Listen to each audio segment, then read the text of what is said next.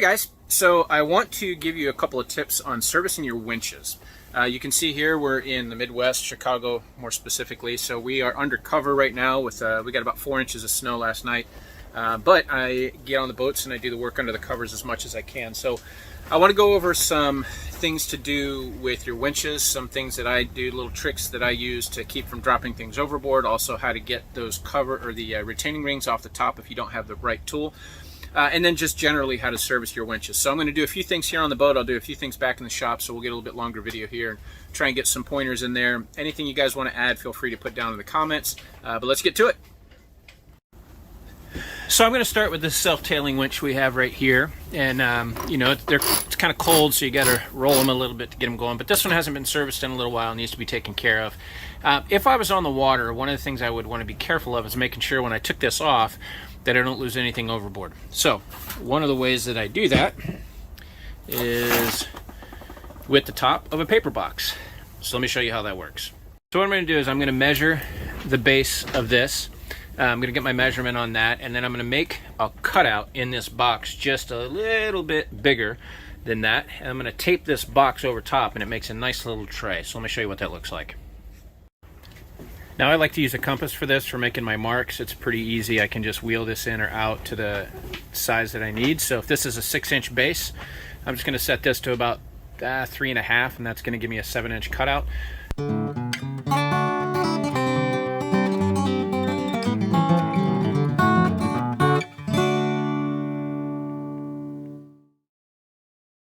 So you can see I make it a little bit oversized because then I'm going to take my blue painter's tape and I'm going to tape around that, and that's going to seal anything off.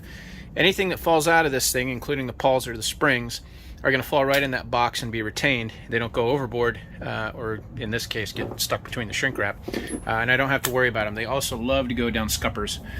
So that's one trick that you can do to make sure you don't drop any of that stuff. Okay, so we're all set with the tape. Doesn't have to be pretty, just has to be effective. You can use any size box you can get your hands on. These I like because they fit when you have other things on the deck or on the coamings here, but this will retain it. The larger winches, you'll need a larger box, obviously. So now it's time to take the retaining ring off, the nut that goes at the top there. So I have the tool for that, but I don't have the tool with me. So what you can do is find any little tools that will fit down inside of there. You set those in, and you take a screwdriver, put it as close to the base as possible, and you spin it right off. Once you get it spun, it'll come off pretty easy. Aha, see? Caught it. And I can drop that in there, and I'm ready to go. So you can see that when you get that cover off, we had some water in there, and the grease is more like a sludge than it is a grease anymore, which is not great. So we really want to get this cleaned up. It's been a while since this has been off. It might have been a couple of years. So we're going to get all that cleaned up, take all this apart, disassemble it completely. However, I'm not going to do this one for you guys because it's about 15 degrees out here and about 25 degrees underneath the canopy. And it's hard to do this when it's really cold. The grease doesn't clean off as well. So I'm actually going to break a couple of down back at the shop, and I'll show you how to do that there with these 2 speeds and with the self-tailers. So anyways, you can see this is very helpful to catch the stuff that would have went possibly overboard had I been on the water. So I really like this little setup, and that's how I do that one. Okay guys, so I am back at the shop now, and I have an array of winches here to show you. What I'm not going to do is go through the actual servicing part. There is a crap ton of videos online that you can go to about each specific winch on how to service them. Everybody and their brothers made a video.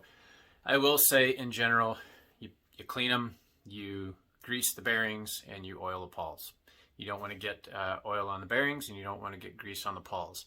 That's the basics. So, but what I want to show you guys is a couple of tricks with some of these things because they have their own you know, uniqueness to them. Some of the old ones, the way we take these off and the way we take these off, and then some of the things you can run into with these self-tailers. So first thing I want to do is show you what tools I use when I do this, along with servicing stuff. Like you want the oil and you want the grease, and you want to have extra pawls and extra springs, because you will lose springs. They're tiny, they go flying, they go down scuppers, they go overboard. They could be in the cockpit and you're not going to find it until 3 days later when you're on a race. All right, so here's the tools that I typically have. I'll have some more tools in my toolbox on the boat or at the dock. But generally speaking, when it comes to doing winches, you want to make sure you have proper Allen wrenches. For any Allen wrenches you need, a couple different screwdrivers. I like to keep this nice long flat head screwdriver because I can reach down inside and pry things up if I need to. Standard little flathead. Phillips. I like the short Phillips as well for when you get in sticky spots. Needle nose pliers are always good. And I love to keep this with me, and I'll show you why. So I just get an old chisel. I keep it on the boat. They rust up pretty good, so you oil them, but this is worth its weight in gold when you have to work with these old variant winches, and I'll show you why. I also have this little piece of plastic. It's just a laminated thing. I keep a laminated piece of plastic in my kit, and I'll show you why. That makes putting everything back together a lot easier. All right, so let's start with this Lumar 16 wave grip style. Now, these Lumars have a couple of different attachments at the top. This one has the screws. Some of them just have one that tightens off. These ones they're interesting. So make sure you keep track of your parts when you take these things apart. One of the things that I like to do if it's a new winch and I'm not familiar with it is, as I'm taking apart, I'm going to take a couple pictures with my phone so that I can go back and reference. I also like to lay my parts out in such a way that as I lay them out, it's going to be the top pieces the furthest out and work all the way in. So we're going to take these screws off. I'll show you how all this comes apart, and then I'll show you with this one of the things that will really throw you off if you don't know what's going on.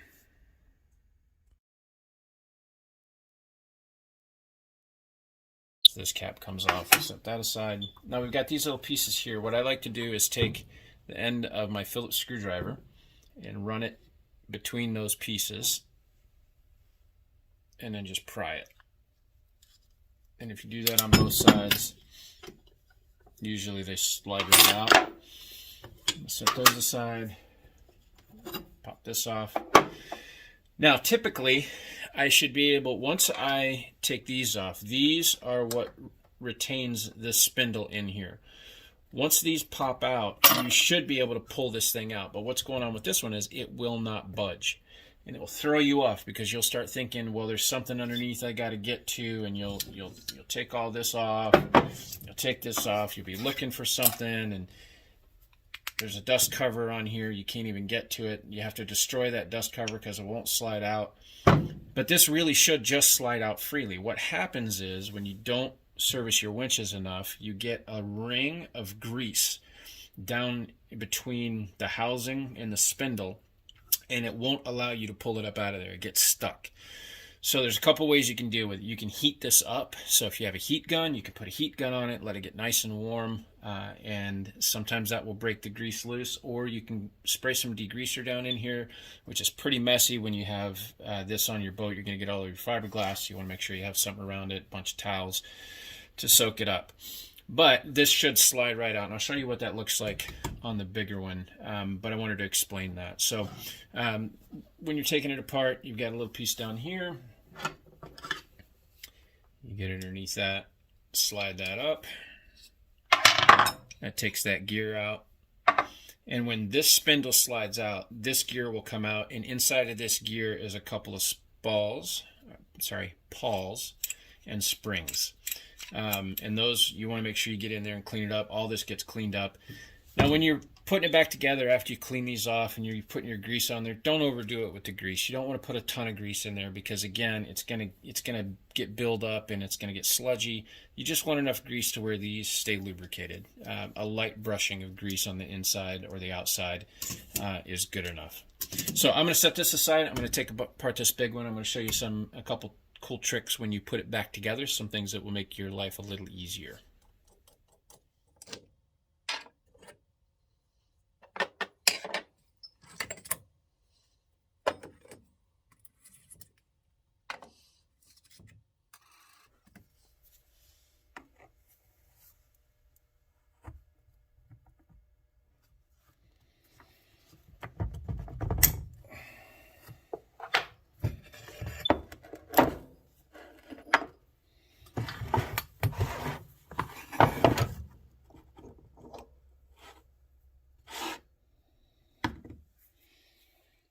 Now, as I was mentioning with the other one, this one's a little tight too. What happens is on these, you get this ring of grease. And if that ring of grease gets too thick, what happens, you can see how it's grabbing on there, those little lines through it where it's getting pulled through. It will actually get thick enough to where it won't let it come past. So that's what's going on with that smaller one. And you want to make sure you get all that cleaned up and just, again, take it easy on the grease. All right, so here we have it all apart. And these are your pawls. And you can see what happens when you over grease it. All this grease gets down on the pawls. And the pawls don't want to spring back out. See how slow that is to spring back out? And they will just get stuck over time. So this has been over greased. There's too much grease on it. So when you clean these things off, get them nice and shiny, get them nice and clean, oil these pawls, and don't overdo it on the grease with the bearings. And really just grease the bearings here. You'll get a little bit, it'll come down here. But you don't want this. So when you go to put these back together, as you put them together, you want to put a little bit of rotating action to it as you close them, and those pawls will fall right in place. Reason being is, as you spin that, it allows these to close up. So spin them as you put them in, they'll drop right in place.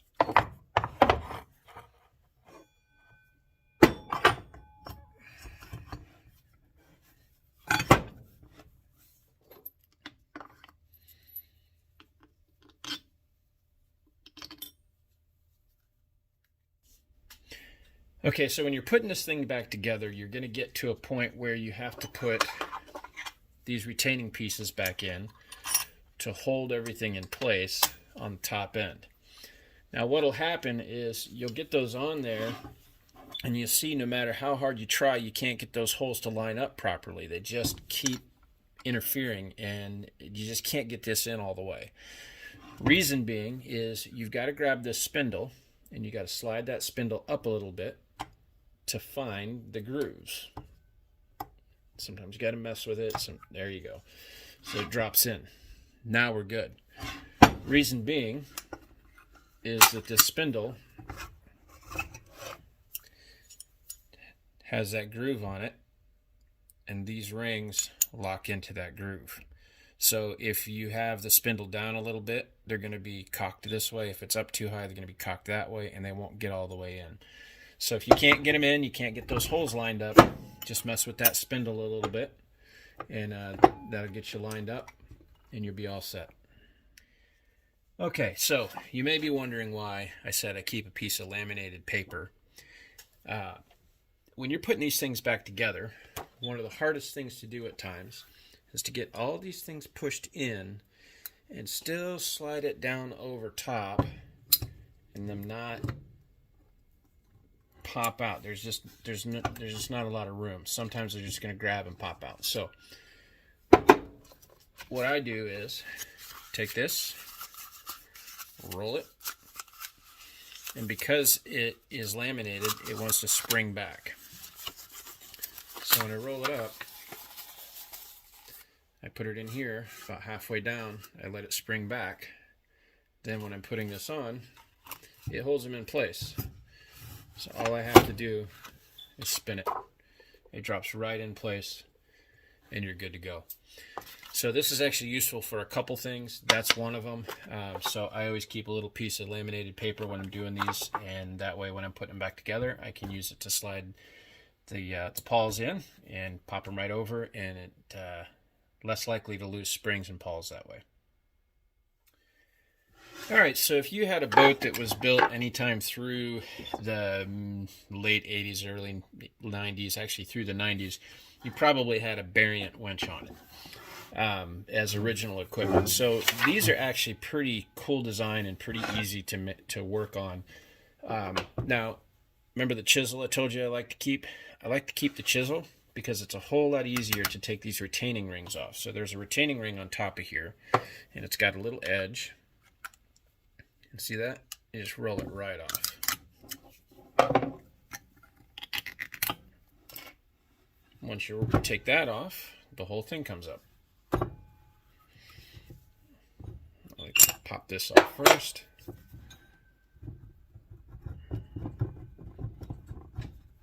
Oh yeah, this one has not been cleaned in a while. Now sometimes these bearings will stay in, sometimes they slide out, but you can see it's pretty gooked up in there. I want to get all that cleaned up. Look at this.